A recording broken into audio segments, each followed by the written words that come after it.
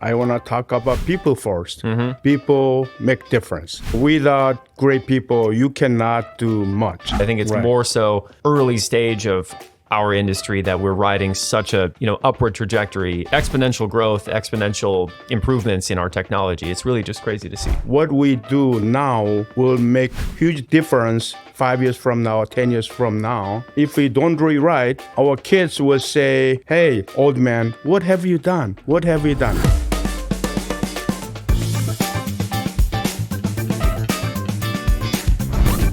Greetings and welcome to another fabulous edition of the Sounds of Solar podcast. I'm your host, Christoph Bruhn, and joined today by a solitary co-host. To my left here is... Russell Hamilton. Wonderful. Prahalad couldn't be here today. We miss him dearly, but he'll be back soon. Before we get going today, I do want to issue a slight correction. Episode 22, we made a comment about Florida solar projects under 75 megawatts. We said something about tax credits, tax breaks. That's actually not true. It's just due to more rigorous permitting over the 75 megawatt size. So with that out of the way, Russ, before we get to our esteemed guest, who has no superlatives could possibly describe this man, what's up? What's new in your world? Yeah, so my middle son turned 14 last weekend. So that's a big deal. So 15, 14, and 11, and great little party at my house, and yeah, it was just fun. It was a really good time.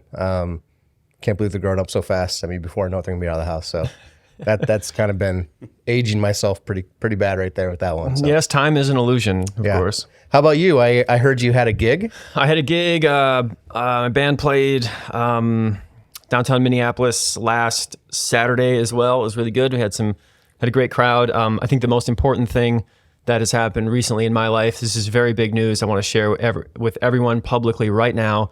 I finally finished my 1998 GT Zaskar LE build, and it is absolutely spectacular. I was watching those videos of you talking about it. So, yeah. It's for those who don't know, I love vintage mountain bikes, and I love rebuilding them because they're very simple to work on. They're beautiful pieces of art, and this particular bike, I bought it from someone who it was so neglected in such a dire state that I ripped everything off of it and had it professionally repainted, new decals and new everything, and it's basically like 100% like from the grave. So with the vintage mountain bike update aside, Russ, how would you introduce our guest? I don't even know. It's the words not describe. I'll take the words from Dennis himself as EVS's -- cheerleader, fan base, ping pong guru. Okay. A very inspiring individual. Yeah. With that, Dennis Kim. Dennis, Okay, yeah, hello, welcome. Thank you. Thanks for being on. Yeah. If I say anything, I love mountain biking. So Chris, can I try that special bike? Yes, you can ride it. Wow. You can. I'm excited. It's amazing. It's almost, I don't know if riding it is better or just looking at it because it looks so pretty. Oh. Anyway, so Dennis, you've been on the show before. We talked previously, well, we didn't, I wasn't there, but we kind of covered your past. And today we want to talk about the here and now and the future. Okay. And maybe starting with the present, like what are your eyes on, what are your ears on in the current renewable energy markets, the landscape, where everything is at right now? Okay, before I talk about renewable energy landscape, I want to talk about people first. Because, as you know, people make difference. So without great people, you cannot do much. So I'm really proud of what you do here, and Russell and Chris and Prahlad. This podcast is really good. I enjoy watching it. I learn a lot. And so I think this is very good. So we look at people we have, our technical staff and admin staff, all the people working together as a team. I am really proud of what we do, not just in Minnesota. We have people in Colorado, in many states, in other countries. So we are one team, EVS team. I'm really proud of what we do in this world. We make a huge difference. I'm very, very happy about that. Then we look at renewable energy future. it is something we need to do right. So as we have seen all the weather condition these days, I don't complain about this 40s and 50s in January. It's been nice. In January, I don't complain. But we had, about 6-7 inches snow, yesterday, 2 days 2 ago? days ago. And it's all going to be was gone in a great. couple days now. Yeah, it'll too. be gone. Yeah. So I didn't miss. So I went out yesterday for cross-country skiing. Nice, It's nice. first time in 2 years because we haven't had much snow. Exactly. So I'm really happy about that. But again, all these changes we see around is related to climate change. No question about it. So we need to do something about it. So we need to do more solar, more energy storage, more wind, more some of the alternative renewable energy. So that's going to be our future. What we do now will make huge difference 5 years from now, 10 years from now. Then if we don't do it right, our kids will say, look at us, hey, old man, what have you done? What have you done? We do not put ourselves in that position. We will not be able to say, hey, kids, look at what we did for the world, what we did for your generation, future generations. It's like back in 1872, American Congress, along working with the president, set aside Yellowstone National Park. It's a long, long time ago for future generation.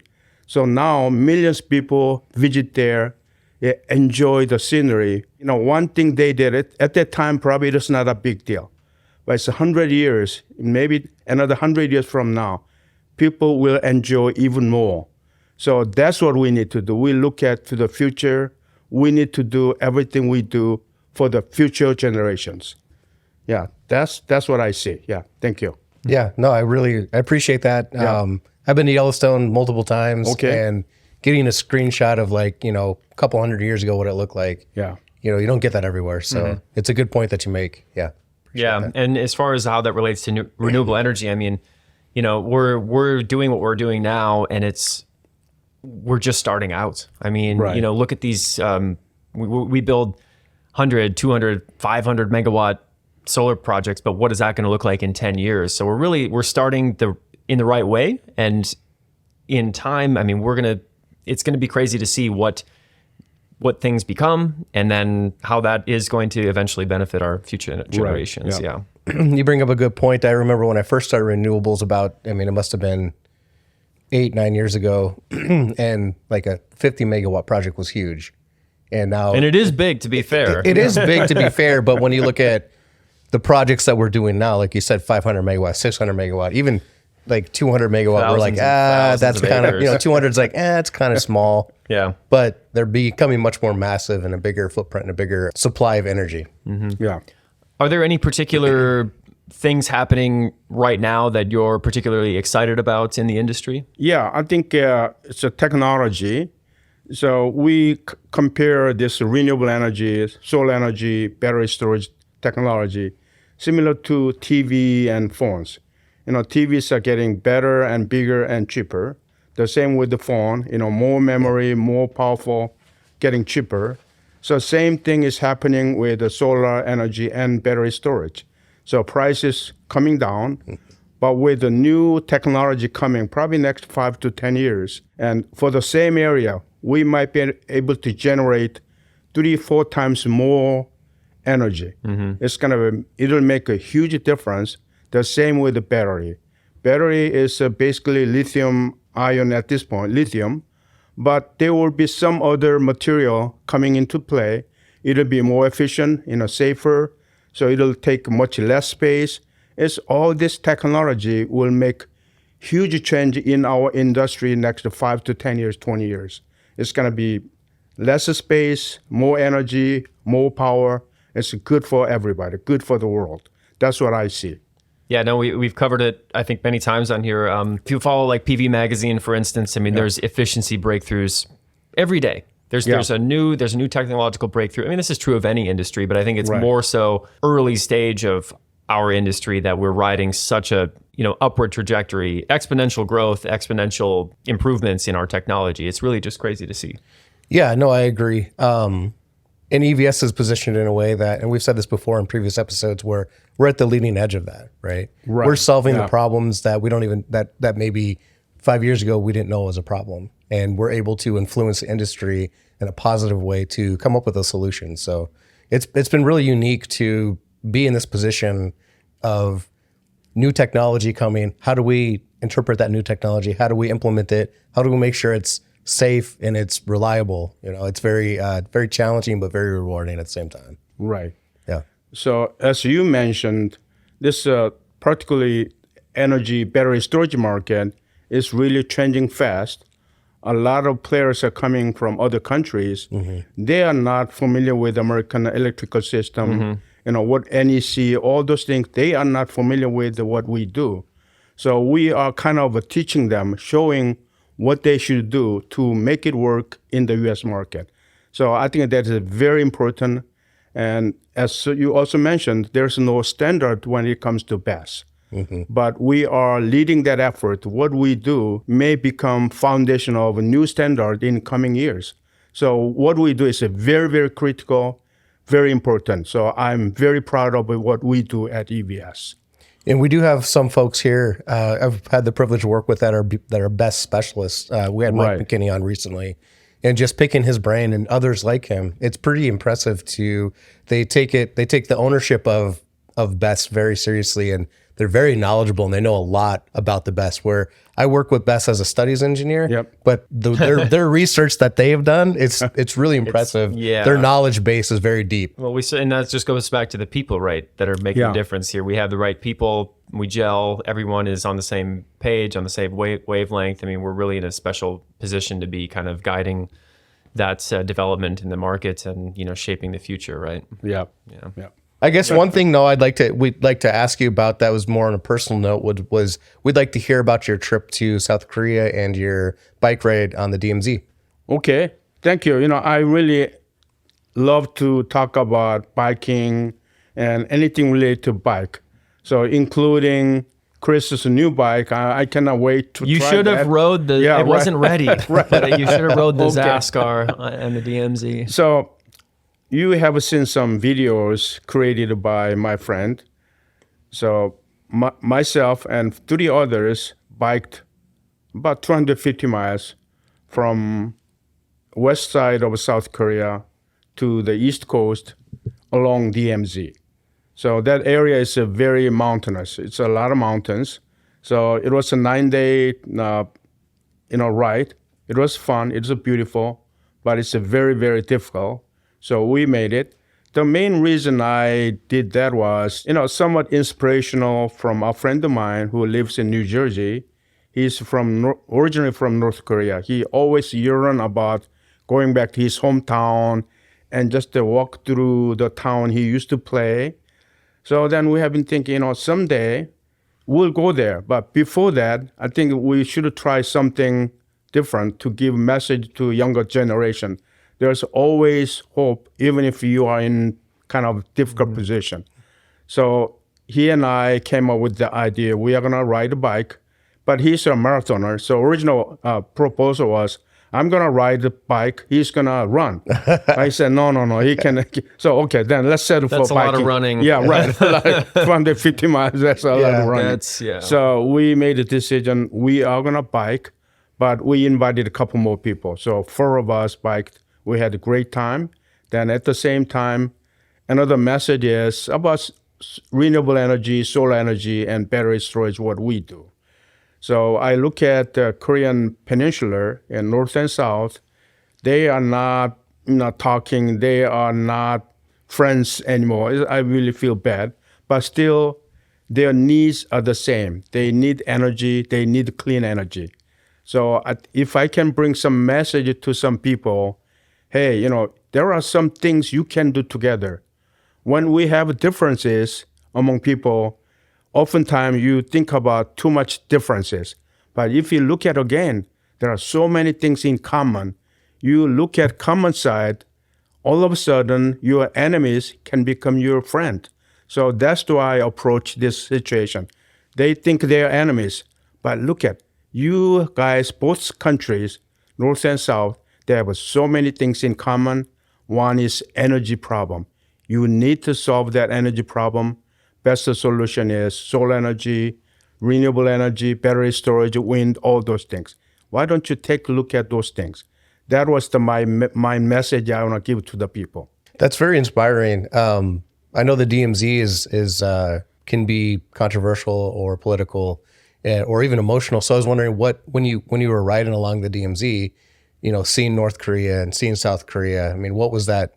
What did that do emotionally for you? I mean, what did you feel when you were doing that? Had it been pretty awe-inspiring? I would imagine. It was fun, really fun. But at the same time, as you mentioned, there's a place we cannot go anymore. It's right there. Mm-hmm. Yeah. It used to be one country. We speak same language. Same thing. I love nature program.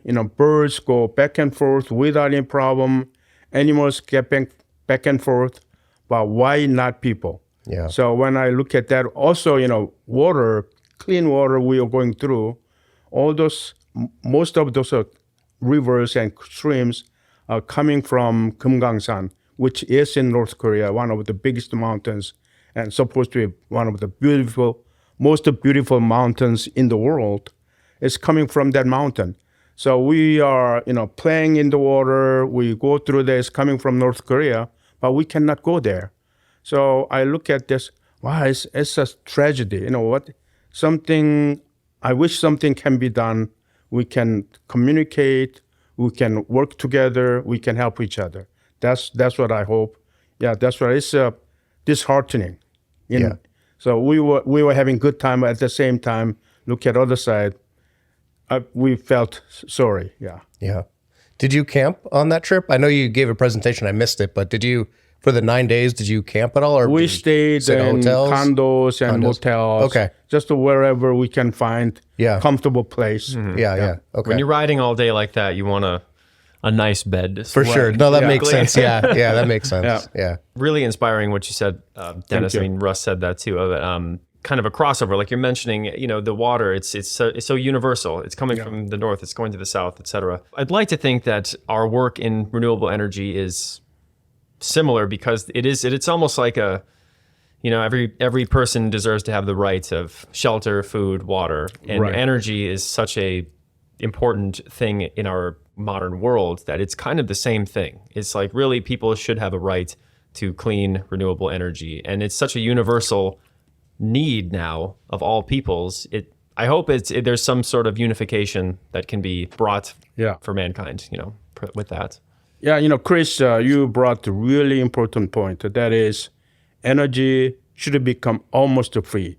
It can be done. I really think it can be done with the technology, with solar cells, wind turbines, and batteries. All this technology, the price is coming down and down.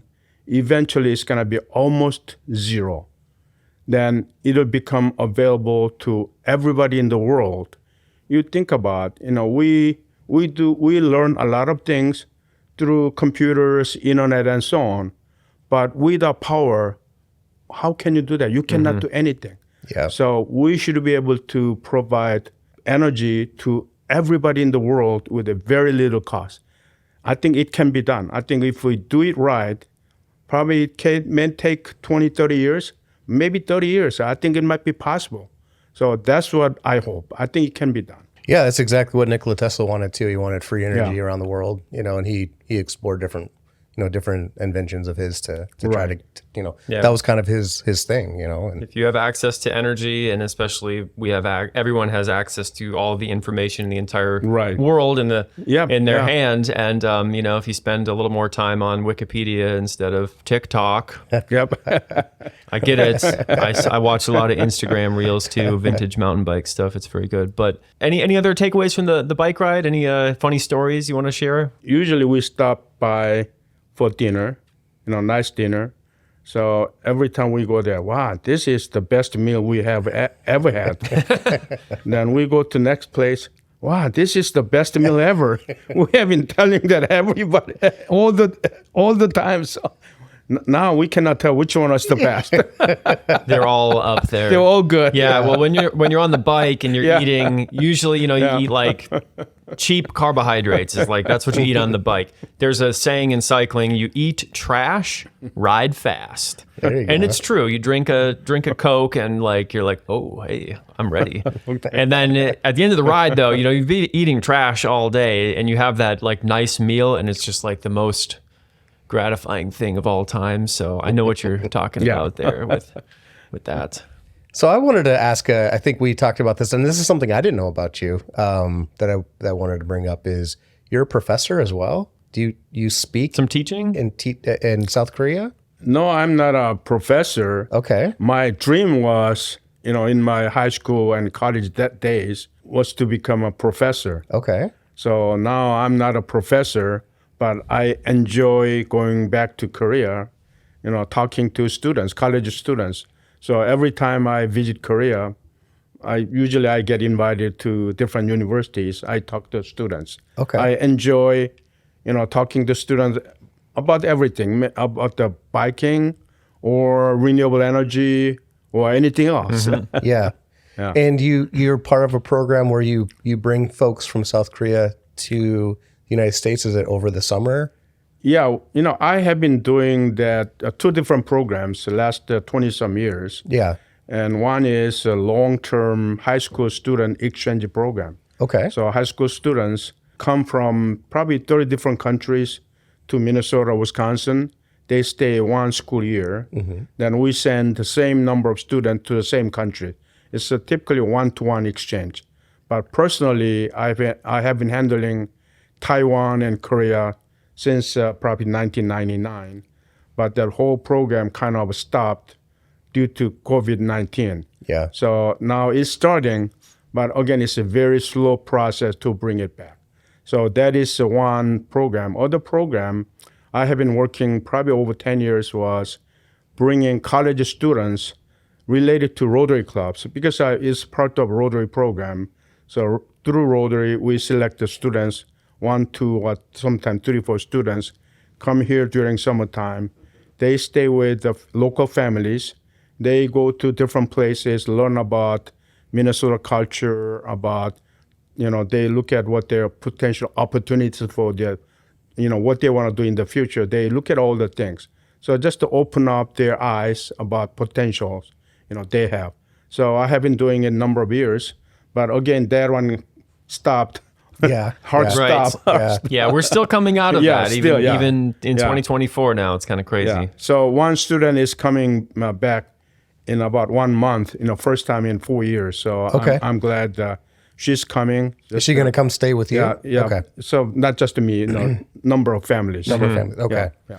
But even with that, have you through that program, have you not found a few people as well that now work at EVS, right? Yeah, there's one person, Chongbin Lee is through that program. Yeah. And so that program has been good for the students, for us too. Basically all the students who have been to Minnesota through that program, found very good positions back in Korea or other places. And tangentially here, that's something I've really valued about EVS too, is that we have a lot of people working here that are on visas, and that's not a common thing. Right, That I've never been in my previous jobs, my previous career. It's never really been a topic, and coming here, I think it's something that's really unique. And I know personally, I value it a great deal because I think half of my team, we have 10 people. I think at least half of my team are international workers, and it's been such an enriching experience to work with people that have such a different background. You never run out of things to talk about because you always find these little differences in, when I was growing up, it was like this, and when I was growing up, it was like this. But then you find such similarities too, which is always so cool that some people that had a totally different background and geographic location, you still have those same things in common. You were still a kid. You still did those same things. And I don't know, it's been a very cool part about being here. Okay, yeah. Yeah, I've never worked for a company as diverse as EVS, and that's something I really appreciate. Yeah. Very similar to piggyback on what you're saying. the difference in background really brings unique solutions to our unique problems. And it's not just the engineering aspects of it. You know, when you run a company, when you have a company, there's personalities as well. Yeah. So having the difference in the unique, upbringings or whatever cultures, it's really helped us come up with some unique solutions on all sorts of different, even if it isn't an issue, something that's good. It's just very nice to work at a place very diverse like this. I really appreciate it. Yeah. So thank you, Russell and Chris. You mentioned about diverse people at EVS. I serve on a number of boards in the Twin Cities. And one board I serve as University of Minnesota Weizmann Art Museum. So we have somewhat diverse board members. And through that board, I have been involved in a number of board-related studies. So a lot of studies in a profit or nonprofit boards, typically when there are more diverse people, they do better, but not always.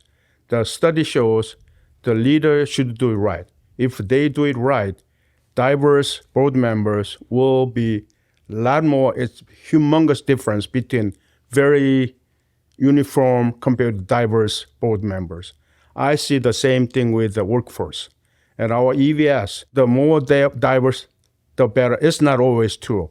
But if we do it right, the difference will be humongous. As you just mentioned, you put together different background, different knowledge, all those different things can come together, make us much better. I think that's what I see. I'm proud of what we have at EVS, all of you working together. And we're all working towards a common goal. And when Exactly, you have, it's one commonality that can unite a bunch of different people and arrive at the same conclusion. It's a beautiful thing. Yep.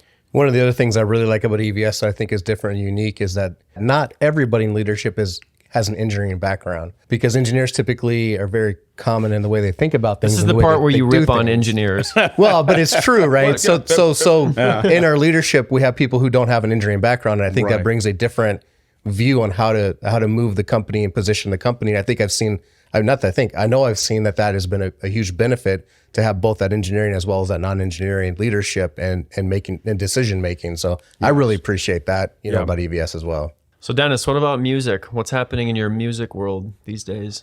Well, should I sing something? Your birthday's coming up, so you could play oboe. How many instruments do you play? I cannot say I play. I just play with them. Sure, okay. But you play oboe, I know that. Yeah, and that's I a play very oboe, interesting. It's a double reed instrument. Right, yeah. Not that's for the timid. Yeah. And then I also play piano. Yeah. So, both oboe, I'd call myself forever beginner. When did you start playing oboe? Oboe about almost 10 years. Okay. But still beginner. Yeah. And piano probably 30-some years ago. Yeah. I still beginner. Yeah. So I want to just to tell you what Peter, our younger son, told me probably about 20 years ago. When Peter was taking piano lessons, and Sung-Suk, my wife, was taking lesson already.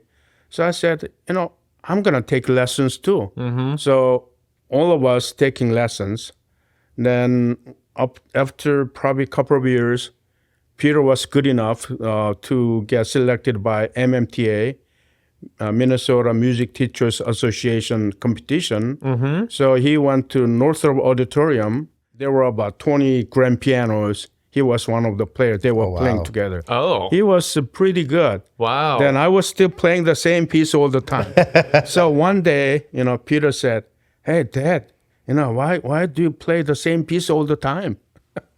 So I told Peter, you are young. You can observe so many things right away. But when you get older, it takes more time. So Peter, this is the best time for you to learn more things, better things. Yes. So that's what I said. I'm still beginner, but I enjoy it. I feel really comfortable, peace of mind when I sit down in front of piano. Even if I make all the mistake, I forget. Yeah. I tell myself or other people, I learn two things. No, I learn one thing. I forget two. It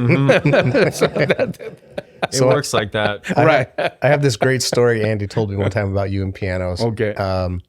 I don't remember exactly how it started, but he just said that he had come over to his house Yeah. or maybe he had gone to your house, one or the other, and you just sat down at the piano and you played this piece. And Andy, I don't know how long it took, 10 plus minutes, and Andy was just blown away. And he was like, "Dad, like, where did that come from?" Like, "Oh, I've been practicing that for a year, or however long you've been practicing it." I just think that was really cool that the way he, that story was told and what it meant to him, to hear that. So it was really cool. Okay, thank you.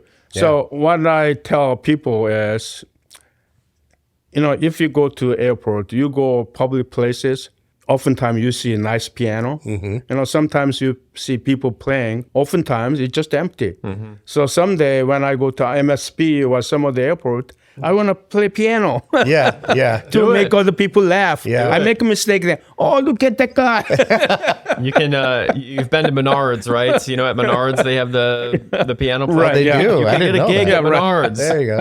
I don't know if you knew, I started taking piano lessons about 2 years ago. And I agree with your assessment. It's very slow going, but I really enjoy it. Yeah. It's something I've always wanted to do, and I'm glad that I'm doing it. I definitely regret not doing that growing up, because it's as of right now, we are looking for a keyboard player in our band, and I could just be the keyboard player maybe, but I have no idea what I'm doing. So Dennis, wait, you should join X Rodeo and be the keyboard player. Right. Finally figured it out. Okay. I'll let you know when the next gig is. Yeah, making connections. Here we go. I like it. Anything else you guys want to cover today on the Anything show? else for you, Dennis? Is there any questions you have for final us? thoughts? or Thank you for thoughts, or- inviting me. Just as I said, I listened to our podcast in the past. Now this season is a little easier to see or listen because it's video. So I watched every episode so far this year. As I said, I learn a lot, and I hope other people learn too. So you do a great job. I'm really thankful, to all of you, not just you two. Where's the Prahlad? Yeah, where's Prahlad? Where are you at, Prati? He's busy at work. Right. All three of you. Thank you. Yeah, I just say thanks for the opportunity, right? Without you being generous enough to allow this to happen, we wouldn't be here. So thank you. Yeah, thank you. Yeah. And renewable energy would be in a far worse state. So, Right. with that, the best thing listeners can do is please share our show, share the Sounds of Solar, give us a review, like it, share it, do all those great things. You obviously know where to find us. You can find us anywhere. And with that, we'll see you next time on the Sounds of Solar podcast. Take care.